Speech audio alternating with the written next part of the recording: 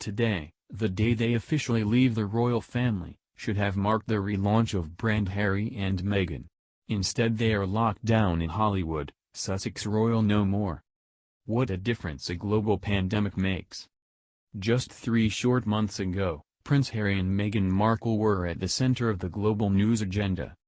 They had dramatically announced that they were planning on stepping back as senior working royals, and published a bizarre website with a laundry list of demands setting out how they would like their new position to be framed.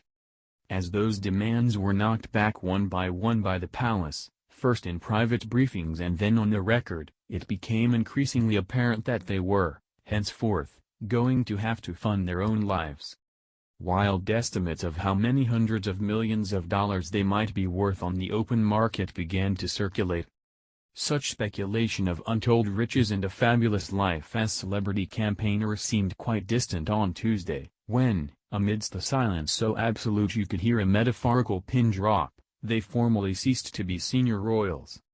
Instead, they are just 2 more private citizens living in Los Angeles under an extraordinary global lockdown. It is unknown exactly where Harry and Meghan are staying, but they are likely to have secured themselves a pleasant and spacious pad somewhere in West Hollywood.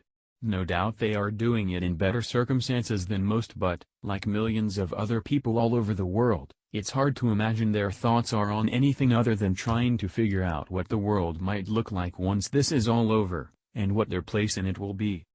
The Sussexes have, however, been deprived, through a combination of bad luck and bad planning, of the primary brand extension tool, their Instagram account. On Monday, the Sussexes signed off from their Sussex Royal account with a typical message thanking their fans for their support, a message that appeared to promise the launch, soon, of a new account. The message was notable for the odd syntax, weird grammar, and fuzzy-brained positivity which has become the calling card of the Sussex Royal account. One particularly poorly edited paragraph that would have earned the ire of any English-language teacher read, "As we all find the part we are to play in this global shift and changing of habits, we are focusing this new chapter to understand how we can best contribute." The astonishing lack of professionalism and attention to detail in this final post is typical of a seat of the pants, it'll all be okay attitude that has characterized much of the Sussexes' tumultuous journey over the past 3 months. From the impetuous move to Canada, the failed attempt to bounce the royals into accepting their terms of departure by going public with their demands, and then the last-minute escape to LA in a private jet just before the borders were closed, which would have seen them locked inside Canada for months to come, the Sussexes fuel the distinct impression that they are making this up as they go along. But the failure to develop a new social media presence alongside the existing one is the most extraordinary lapse of all. The writing has been on the wall for the Sussex Royal account since at least last month, when Harry and Meghan conceded that they would not be able to use the word royal in their branding henceforth, although, in a snippy note, added that the monarchy had no jurisdiction over the use of the word royal overseas. A spokesperson for the couple told People that the Instagram post marked their transition Tuesday from working members of the royal family to financially independent individuals, which will see them no longer use their HRH titles. The spokesperson said, "The Duke and Duchess of Sussex would prefer that in the immediate weeks and months, the focus remains on the global response to COVID-19.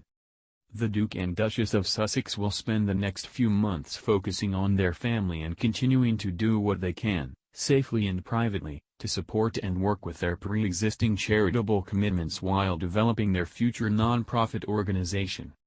It's perhaps not surprising that the Sussexes are trying to spin their new social media silence as a worthy act of humility.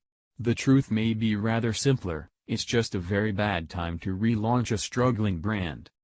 The fact that on Sunday they considered it to be an appropriate use of their position to post messages advising people how to cope with the mental strain of isolation, while on Tuesday they are arguing that to continue doing would be a distraction in the fight against COVID-19, rather shows that they are not opting for silence entirely voluntarily. That doesn't mean it's not the right thing to do, of course. Strategically, having now missed the opportunity to develop the Harry and Meghan brand alongside Sussex Royal, delaying the launch of their new online identities is undoubtedly the right move. as the royal author Christopher Anderson, author of the best-selling biography Diana's Boys, told the Daily Beast, although they obviously would never have wished coronavirus on the planet, this pandemic provides the kind of distraction Harry and Meghan need to adjust to their new lives. They have already issued a statement making it clear they'd rather people focus on COVID-19 than on them. Social distancing has really stopped all the royals in their tracks, like everybody else. Celebrities, from Madonna to Gal Gadot, have largely damaged their brands wherever they have attempted to inspire the masses or trigger debate around the coronavirus on social media. As this public health disaster continues to unfold, shrewd celebrities will keep themselves out of the limelight, which makes sense of the current rumor circulating that we might hear nothing from Meghan and Harry for several months. There is one little problem, of course, the fact that, having quit the royal family, the couple now need to earn their own living, not least to pay for their expensive security detail that President Donald Trump very publicly passed on. Kickstarting Meghan's film career could be hard to do when the economy has been shut down, and Harry's apparent top source of income, giving speeches to rich bankers, is unlikely to work well on the time of social distancing. The enforced pause of the coronavirus is forcing many people around the world to think carefully about their options, and what they really want from life. It's likely to be having the same effect on Harry and Meghan, as they confront the first day of non-royal life in a world changed unimaginably from the day they embarked on this new path.